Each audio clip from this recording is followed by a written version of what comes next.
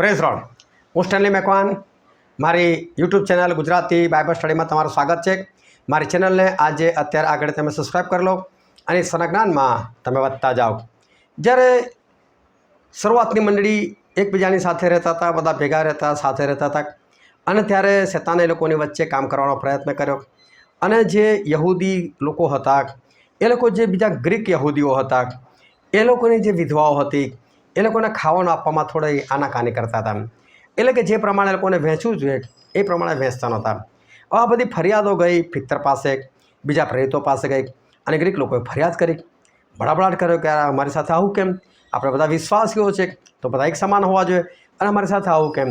પિત્તરને બી વાત ખરાબ લાગી, પણ પિત્તરે બધાને ભેગા કરે, જો ભાઈ અમે લોકો પ્રેરિત કહેવાય, અમારી પર બહુ મોટી જવાબદારી છે, અમારી ઈશ્વરની સેવા કરવાની છે, અને એ બધા કામ પડતા મૂકીને અમે આ ખાવાનું પીરસવા બેસે સારું લાગે? એ તમે એક કામ કરો, તમે તમારામાંથી પવિત્ર આત્માથી અને જ્ઞાનથી ભરપૂર એવા 7 પ્રતિષ્ઠિત માણસોને તમે શોધી કાઢો કે અમે એ લોકોને આ ભાણા પીરસવાની જે સેવા છે એની પર અમે લગાવીએ, એમાં નિમણૂક કરી. હવે વિચાર કરો કે ખાલી ખાવાનું વહેંચવાનું છે, બનાવવાનું પણ નથી. બનાવે છે કોઈ બીજું, અને બનાવ્યા પછી વહેંચવાનું છે. અને વહેંચવા માટે પિત્તર એવું કહે છે એવા માણસો શોધી કાઢો જેઓ પવિત્ર આત્માથી ભરપૂર હોય. અલા, ખાવાનું વહેંચવા માટે પવિત્ર આત્માવાળાની શી જરૂર છે? પિત્તર કે ના, પવિત્ર આત્માથી ભરપૂર. બીજી વાત, જ્ઞાનથી ભરપૂર. જગતના જ્ઞાનથી નહીં, પીએચડી નહીં, ઈશ્વરના જ્ઞાનથી ભરપૂર એવા લોકો. અલા, ખાવાનું વહેંચવા માટે જ્ઞાનથી ભરપૂર લોકો છે. હા, એવા લોકો લાવો કે અમે એ લોકોને કામ પર નિમીએ, અને પાછું ક્યાં પ્રતિષ્ઠિત, એટલે પાછળ લોકો નામ પણ સારું હોય, આ જોરદાર માણસ છે, સારો માણસ છે, એવા નામવાળા માણસો લાવો કે છે. અને પછી પિત્તરની પાસે જ્યારે એવા 7 માણસોને રજૂ કરવામાં આવે ત્યારે બધા પર માથા પર હાથ મૂકવામાં આવે છે અને લોકોને માટે પ્રાર્થના કરવામાં આવે. તો આ શાના માટે માથા પર હાથ મૂક્યા? આ માથા પર હાથ મૂકવું શું છે? એ લોકોના માટે પ્રાર્થના કરી શું છે? એમાં શું રહસ્ય રહેલું છે? જાણવા માટે આ વિડીયોને તમે આખો જુઓ.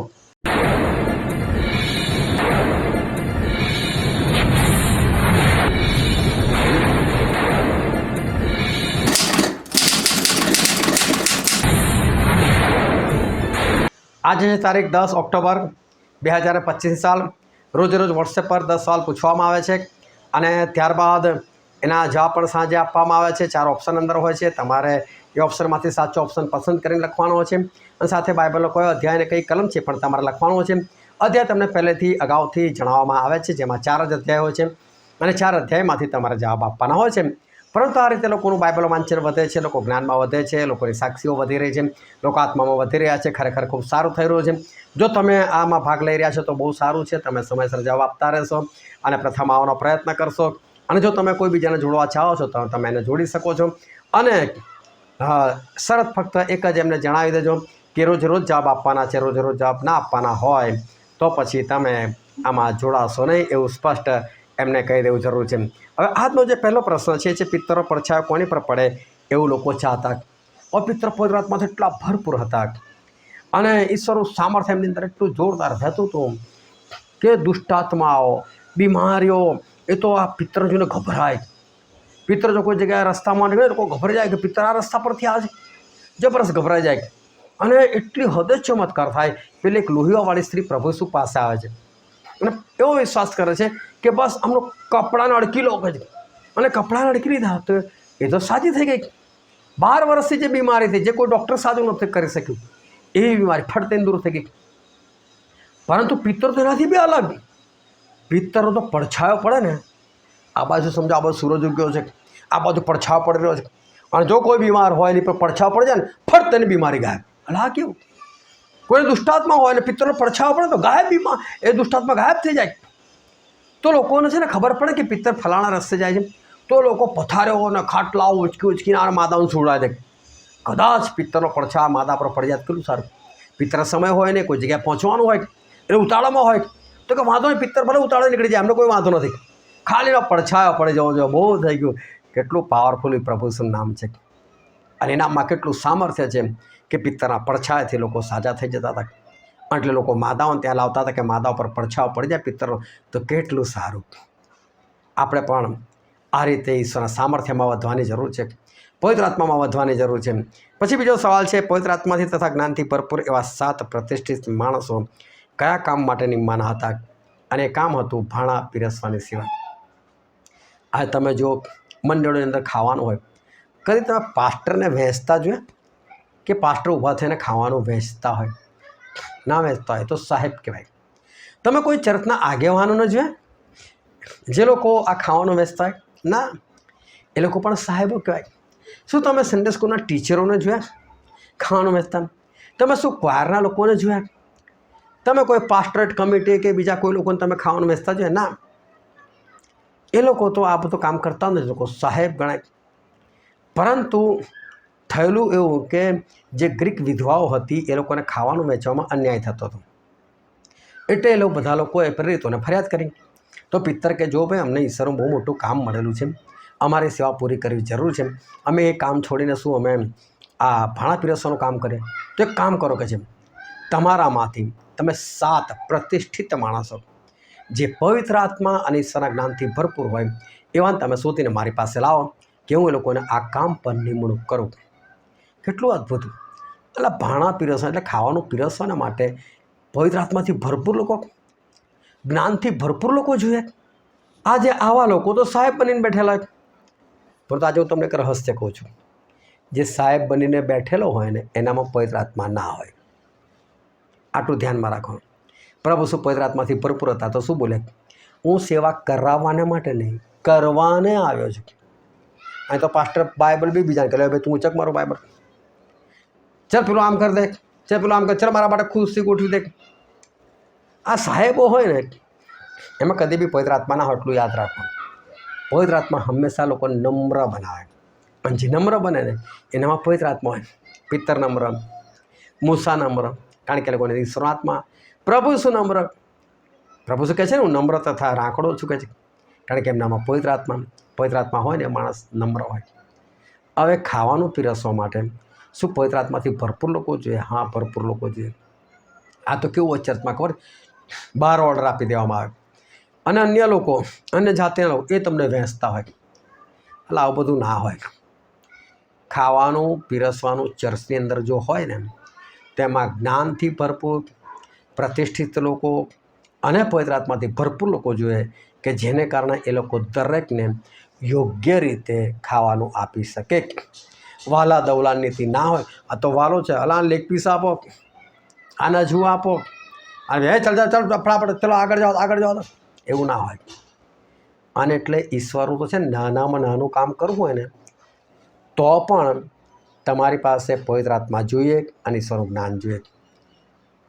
તમે જુઓ કે પાસ્ટર મોટા મોટા ઉપદેશ કરે, કોઈક પસ્તાવો કરે, પણ કહું છું ચર્ચમાં ઝાડુ પોતું ના કર્યું હોય તો કોઈ આવીને બેસે તો ઝાડુ પોતા કરનારને પણ એટલો અધિકાર મળવો જોઈએ, એટલું ફળ મળવું જોઈએ.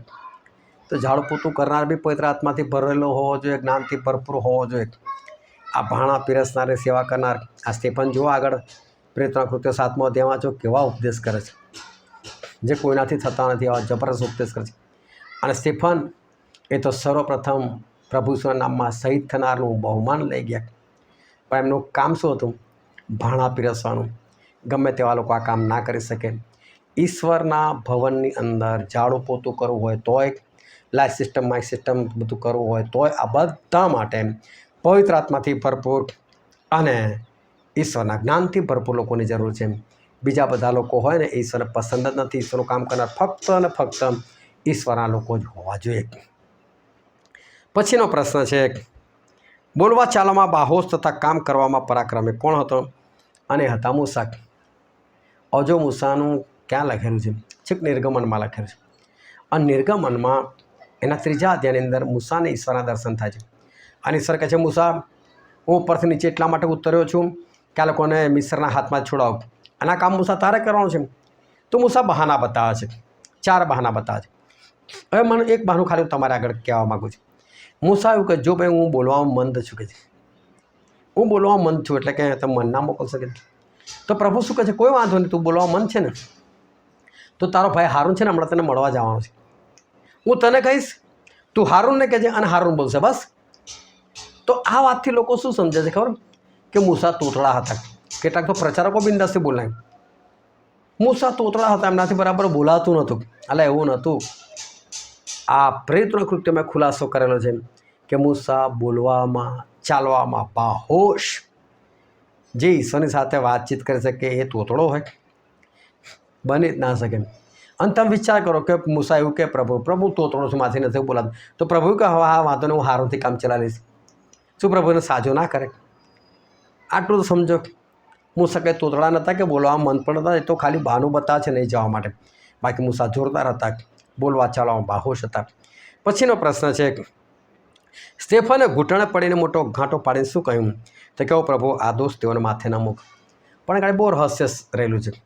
તમે જો એક માણસ છે, એને વચ્ચે ઊભો રાખ્યો છે, ચારે બાજુ લોકોને પથ્થર મારે છે. હવે બધા નાના કાંકરા મારતા હતા, મોટા મોટા પથ્થરો જેના હાથમાં જેવો આવશે બધા લાઈન મારતા હતા. આ કંઈ સ્ટેફને બહુ દૂર મૂકેલો કે માંડ પથ્થર પહોંચે ના, ત્યાં નજીક જ બધા ગોળ કુંડાળો કરીને પથ્થર માર કરે છે.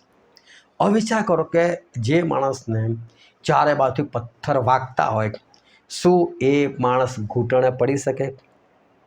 ભૂલથી એને ખાલી તમે વિચારો, તમે ચારે બાજુથી આમ પથ્થર આવા બધા તમે ડાન્સ જ કર્યા કરો, પણ તમે ઘૂંટણે ના પડી શકો. અને સ્ટેફન ઘૂંટણે પડે છે.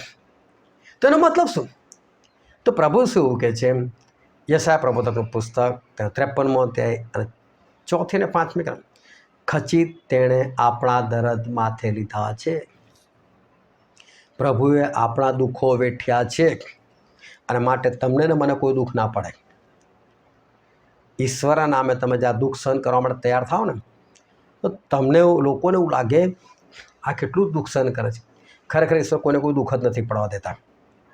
તમે કદી પેલો વિડીયો જોજો, મેં પહેલાં પણ તમને કીધેલું કે જે સિરિયામાં 21 ખ્રિસ્તીઓ હતા, વિશ્વાસીઓ, એ લોકોના ગળા કાપી નાખવામાં આવેલા, જ્યાં બિન લાદેનને મારી નાખવામાં આવેલો. એ જગ્યા પર સમુદ્રમાં એ લોકોને લોહી વેવડે.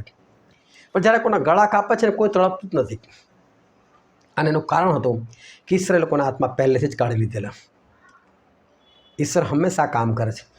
એ તમને પ્રભુના માટે જ્યારે તમને દુઃખ ઉઠાવવાના હોય ને ત્યારે તમને દુઃખ નહીં સહન કરવા દે. એની પહેલાં તમારા હાથમાં કાઢી લેશે, એ તમને કંઈ જ નહીં થાય. આ વસ્તુનું ધ્યાન રાખજો. હવે સ્ટેફનને તો પથરા પડે ચારે બાજુ, લોકોને લોહી નીકળતું દેખાય છે, લોહી લુહાણ હાલતમાં દેખાય, પણ દુઃખ સ્ટેફનને બિલકુલ નથી, કારણ કે પ્રભુએ એમનું દુઃખ લઈ લીધું છે. એટલે સ્ટેફન બિંદાસથી ઘૂંટણે પડી શકે છે, અને ઉપર જુઓ છો દર્શન દેખાય છે એમને, અને કહી શકે છે કે જો મને ઈશ્વર દેખાય છે. એમને કોઈ દુઃખ નહોતું, માટે બિંદાસથી એ ઘૂંટણે પડી શકે છે. આ સમજવાનો માટે થોડા વિચાર તમને હોવા જોઈએ, થોડું મેન્ટલ લેવલ થોડું ઉપર હોવું જોઈએ કે આપણા ઈશ્વર કેવા છે. તો જ તમે આ વસ્તુ સમજી શકશો, ને આ વસ્તુ તમે નહીં સમજી શકો. જ્યારે પાઉલને પથ્થર મારે છે ને, પાઉલ તરત ઉઠીને આવી જાય છે.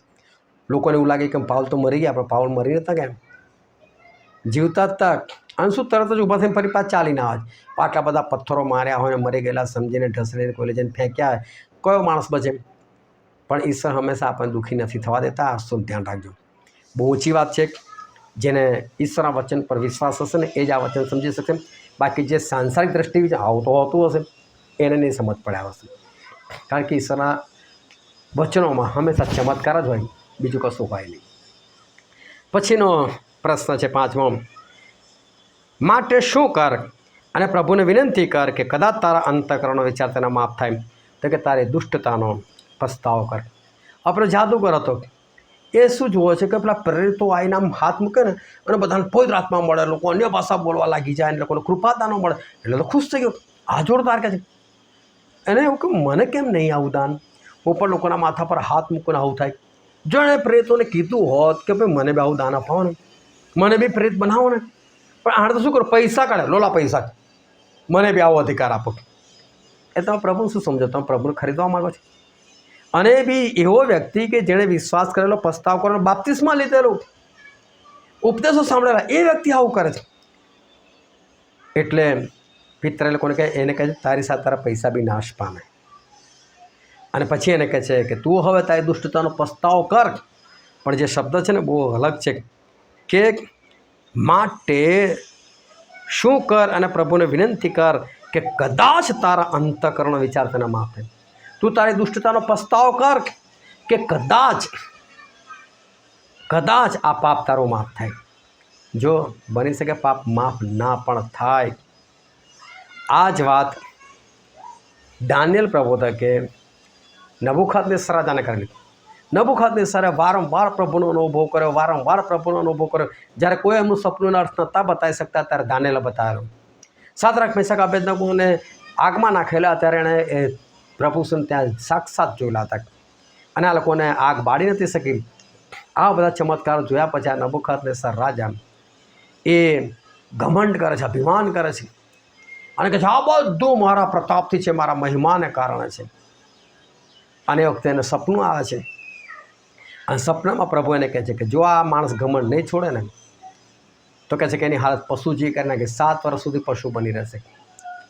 અને ત્યારે દાનિયેલ ગભરાતા એમને આ કહે છે કે ભાઈ આ તમને જે સપનું આવ્યું છે ને એનો ખુલાસો તમારા દુશ્મનને લાગે, પણ રાજા છે તમારા માટે. તમે ઘમંડ કરો છો ને ખોટું નથી. તમે એક કામ કરો, ગરીબોને દાન આપો, તમારી દુષ્ટતા છોડી દો, કદાચ આ વિપત્તિ તમારી પર ના આવે, કદાચ. કારણ કે જ્યારે તમે પ્રભુને ઓળખીને જાણીને પાપ કરો છો ને તો એની સજા આવે જ આવે. અજાણતા તમે કરી નાખ્યું તો ઠીક છે, પ્રભુ તમને માફ કરે. પણ તમે બધું જાણતા હો છતાં પણ તમે ભૂંડાઈ કરો તો ઈશ્વર માફ જ કરે. એ વસ્તુ નથી બની શકતું. તો પિતર શું કહે, કદાચ તારું પાપ તને માફ થાય. કદાચ બની શકે પાપ માફ ના પણ થાય જ્યારે માણસ ઈશ્વરને ઓળખીને કરતો હોય ત્યારે. પછીનો સવાલ છે, રાત્રે પ્રભુના દૂતે શાના બારણા ઉગાડ્યા? તો કહે છે કે બંદીખાનાના. આ લોકોને જેલમાં નાખ્યા. તો રાત્રે સ્વર્ગદૂત આવે છે ને બંદીખાનાના બારણા ખોલી નાખે છે. આ લોકોને બહાર કાઢે, જાઓ તમે જઈને મંદિરમાં જ ઉપદેશ કરો. બોલો પાછા ચોકીદાર હતા ને કોઈ ત્યાં અડીખમ ઊભા રહેલા, કોઈને ખબર ના પડી. આ લોકો સવારે શું કે જાઓ પેલાનો જેલમાંથી કાઢો. તો તે કહે તો ચોકીદાર એવા ને એવા ઊભા રહેલા હતા. કોઈ બહાર તો નહીં ગયું, ના કોઈ નહીં ગયું. તાળા બાળા બધા અડીખમ. અંદર જઈને તપાસ કરતા લોકો મળતા જ નથી. તો વિચાર કરે ગયા કંઈ. બરોબર, પ્રભુ એવી રીતે બારણા ઉગાડેલા કે કોઈને ખબર જ ના પડી. ફરી પાછ બારણા વાસી બી દીધા, તાળો બી મારી દીધું. આપણા ઈશ્વર અદ્ભુત ચમત્કાર કરનાર ઈશ્વર છે. દરેક પરિસ્થિતિમાં તમને બહાર કાઢી શકે છે. બસ એમને વિશ્વાસમાં તમે દ્રઢ અને મજબૂત થતા જાઓ. પછીનો સવાલ છે, જે 7 પસંદ થયા તેમના માટે પ્રાર્થના કરીને તેમના પર હાથ કોણે મૂક્યા? એ હતા પ્રેરિતો. હવે જો પેલા જે 7 પ્રતિષ્ઠિત માણસો જે મેં હમણાં જ વાત કરી, ભાણા પીરસવાની સેવા કરવા માટે પવિત્ર આત્માથી અને જ્ઞાનથી ભરપૂર એવા લોકો, એ લોકોના માટે પ્રાર્થના કરી. કઈ બાબત માટે? કે એ લોકો આ કામ સારી રીતે કરી શકે. એ લોકોને માથા પર હાથ મૂક્યા. આ માથા પર હાથ મૂકવા એટલે શું? માથા પર હાથ મૂકવા એટલે અભિષેક કરવો. અભિષેકનો મતલબ એવો છે, જો તમે કદાચ BCom થયા છો, તમે એકાઉન્ટ બહુ સારું લખી શકો છો, તમે 100% પાસ થયા, ચલો 100માંથી 100 લાવ્યા. હવે તમે કોઈ બી કંપનીમાં ઘૂસો શું એકાઉન્ટ લખી શકશો? ના લખી શકો. તમે કોઈ બી જગ્યાએ જઈને કોઈના એકાઉન્ટનો ચોપડો ઝૂંટીને તમે લખી શકો? ના લખી શકો. તમારે કાયદેસર શું કરવું પડે? ત્યાં એપ્લિકેશન કરવી પડે. એ લોકો તમને ઇન્ટરવ્યૂમાં બોલાવે એવી તમારી જરૂર હોય તો તમે ઇન્ટરવ્યૂમાં પાસ થાઓ, પછી પગારની વાત થાય કે ભાઈ અમે આટલો પગાર આપીશું, તમને કેટલો જોઈએ છે. એ પગારની વાત જ્યારે સિક્યોર થાય કે હા બસ આટલો જ પગાર, અને તમે બંને જણા એગ્રી થાઓ, ત્યારે કંપનીવાળા તમને એક લેટર આપે, એને કહેવાય એપોઇન્ટમેન્ટ લેટર. અને એમાં એવું કહેવાય કે હવે તમે આવીને આ કામ કરી શકો છો, અમે તમને અધિકાર આપે છે. ત્યારે તમે જે તે સીટ પર બેસીને તમે કામ કરી શકો. એ રીતે ઈશ્વરનું કોઈ પણ કામ તમને 2-4 અધ્યાય આવડી ગયા એટલે તમે ભાષણ ના કરી શકો. તમે પ્રાર્થના કરતાં સારી આવડી ગઈ એટલે તમે કોઈ જગ્યાએ જઈને પ્રાર્થના ના કરી શકો. ઈશ્વરનું કોઈ પણ કામ કરવા માટે અભિષેક જોઈએ. અને અભિષેકનો મતલબ છે ઈશ્વરનો આત્મા અને ઈશ્વરનો અધિકાર અને ઈશ્વરનું સામર્થ્ય એ તમને મળવું. જો પ્રભુ ઈસુ પવિત્ર આત્માથી ભરપૂર જ હતા, પણ જ્યારે એમનો બાપ્તિસ્મા થાય ત્યારે ફરી પવિત્ર આત્મા આવે છે. તો શું પવિત્ર આત્મા નીકળીને આવે છે? ના, એ હતો પ્રભુનો અભિષેક. અને એટલે પ્રભુ સૌથી પહેલો ઉપદેશ કરે છે ને, અને યશાયા પ્રબોધકનું પુસ્તક વાંચવામાં આવે છે ને ત્યારે શું વાંચે છે કે ગરીબોને સુવાર્તા આપવાના માટે, આંધળાઓને દ્રષ્ટિ આપવાના માટે તેણે મારો અભિષેક કર્યો છે. આ અભિષેક. અને ત્યાર પછી જ એમણે કામ શરૂ કર્યું. 30 વર્ષ સુધી એમણે કોઈ કામ શરૂ કરેલું કેમ નહોતું કર્યું? અભિષેક નહોતો થયો. મૂસાને કહેવામાં આવ્યું કે મૂસા, તું કહે છે કે યાજકોના કપડાં બનાવો કે છે, તો કપડાં બનાવવા માટે દરજીનું કામ ને. એ લોકોને અભિષેક થયો.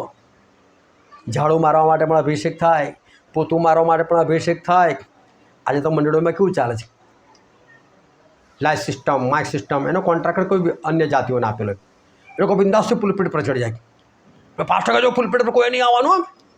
સભા સ્થાનોને તો ના જ પાડે. એ લોકોએ બાઇબલ વાંચવા અને પ્રાર્થના કરે તો પછી નીચેથી એ લોકોએ કરવાનું. અને પુલપીઠ પર કોણ બેસે? ખાલી પાસ્ટર એકલા હોય. પણ આ અને જાતે તે માઇક સિસ્ટમ સ્થિતિ કરવા માટે પહોંચી જાય, એ લોકોને કોઈ રોકટોક નહીં. અલા એવું નથી. ઈશ્વરનું એક કામ કરવા માટે પવિત્ર આત્માથી અને જ્ઞાનથી ભરપૂર લોકો જ જોઈએ, સાથે સાથે એ લોકોનો અભિષેક થયેલો જ જોઈએ. અભિષેક કર્યા વગર કોઈ માણસ કામ નથી કરી શકતો. આટલી વસ્તુ યાદ રાખજો. ઈશ્વરના કોઈ પણ કામ માટે અભિષેક થવો જરૂરી છે. અને અભિષેકનો મતલબ છે કે ઈશ્વરનું કામ કરવા માટે ઈશ્વર તરફથી મળેલું સામર્થ્ય અને અધિકાર. પછીનો પ્રશ્ન છે 8મો. અમારા પર કોણ તને અધિકારી તથા ન્યાયાધીશ નિમ્યો છે, એવું કોને કહ્યું? અને કીધેલું મૂસાને. જ્યારે મૂસા એક મિસ્ત્રીને મારીને દાટી દે છે અને બીજા દિવસ જ્યારે ભાઈઓ લડતા ત્યારે કોઈ સમજાવે છે, ત્યારે પહેલાં લોકો એવું કહે છે કે તને કોણ અમારી પર અધિકાર ઠરાવે? અને જો 40 વર્ષ પછી એ જ મૂસાને ઈશ્વર અધિકાર ઠરાવે ત્યાં જ મોકલે. લે, તમારું જે જગ્યા પર અપમાન થાય ને એ જ જગ્યા પર ઈશ્વર તમને માન અપાવે. પણ તમે વિશ્વાસમાં દ્રઢ અને મજબૂત થાવ તો ઈશ્વરનું કામ કરો તો, બાકી નહીં. તમે ઈશ્વરમાં બની રહો તો ઈશ્વર તમને એ જ જગ્યા પર માન અપાવે જ્યાં તમારું અપમાન થતું હોય. પછીનો પ્રશ્ન છે, યરૂશાલેમની મંડળી પર ભારે સતાવણી શરૂ થઈ એટલે પ્રેરિતો કયા પ્રાંતોમાં વિખેરાઈ ગયા?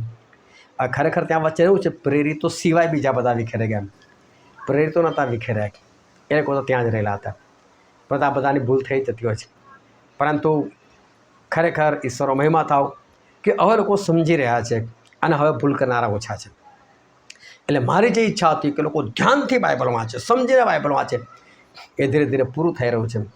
ઈશ્વર તમને હજુ પણ વધારે આશીર્વાદ આપે, હજુ પણ તમે વધારે સમજીને વાંચો, સહેજ પણ ભૂલ ના કરો, પરંતુ આ રીતે તમે આગળ વધતા જાઓ. પછીનો છેલ્લો પ્રશ્ન છે, હબશીઓની રાણી કોણ હતી? અને એનું નામ હતું કંદિકા.